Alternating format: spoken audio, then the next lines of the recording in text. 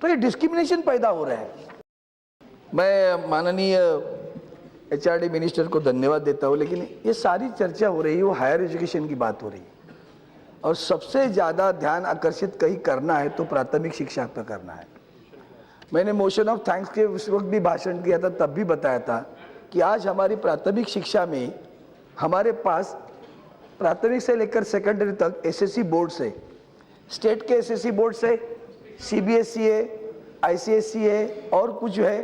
तो मैडम सबसे बड़ी प्रॉब्लम इसमें ये हो रही है कि सबकी जो सिलेबस है वो अलग है, और जब हम ग्रामीण जिलों की बात करते हैं, गवर्नमेंट स्कूल की बात करते हैं, तो सीबीएसई का सिलेबस अलग है। तो ये डिस्क्रिमिनेशन पैदा हो रहा है। इस डिस्क्रिमिनेशन की वजह से वो बच्चे पीछे रहते हैं, और इसीलिए मैं बार बार ये मांग कर रहा हूँ, तो आप ये नई नीति जब बनाने जा रही हो तो क्या भाषा कौन सी भी हो, हर राज्य की भाषा में क्यों न सीखे, लेकिन उसकी शिक्षा का सिलेबस अगर प्राथमिक एजुकेशन में भी सेम रहेगा तो डिस्क्रिमिनेशन नहीं रहेगा। आज सीबीएसई के एग्जाम में जब एसएससी बोर्ड के लिए बैठते तो 5 सब्जेक्ट लेके बैठते, और वही हमारे महाराष्ट्र का एसएससी बोर्ड है तो उसको 7 सब्जेक्ट लेके बैठना पड़ता है। और जब 12वीं के बाद में अगर कॉलेज में उनको प्रवेश लेना है तो वहाँ दिक्कतें हो रही है सारी चीज़ें। तो इसलिए उसके ऊपर मैं ध्यान आकर्षित करना चाहता हूँ, क्या एचआरडी मिनिस्टर उसके ऊपर ध्यान देकर सिलेबस एक करने की कोई कोशिश कर रही क्या? धन्यवाद ma'am. Madam speaker, Arvind ji को उनके प्रश्न के लिए धन्यवाद देती हूँ, क्योंकि स्कूली शिक्षा की चुनौतियों से मैं भली भांति परिचित हूँ। लेकिन ये भी कहना चाहूँगी कि एजुकेशन कंकरेंट लिस्ट में होने की वजह से प्रदेश सरकार के अधिकारों का हनन केंद्र सरकार नहीं कर सकती, ये उचित नहीं है।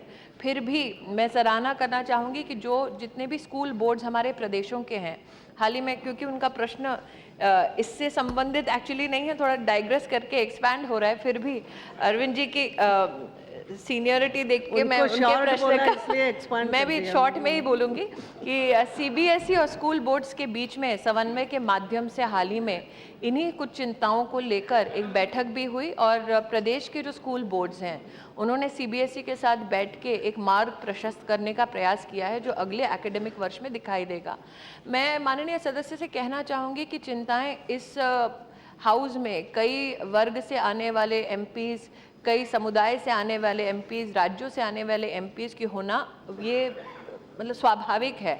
लेकिन मैं ये भी एक अपील करना चाहूँगी कि हम जो भी परिवर्तन लाते हैं वो हम नीजक रिएक्शन के माध्यम से ना लाएं, समन्वय से, बातचीत के माध्यम से लाएं, और उससे करंट एकेडमिक सेशन में किसी भी बच्चे पर कोई नेगेटिव प्रभाव ना पड़े। इन सब बातों को ध्यान में रख के ही हम कदम उठा रहे हैं। लेकिन हाँ, ये भी कहना ठीक है कि आपकी इस चिंता से हम भली भांति परिचित हैं।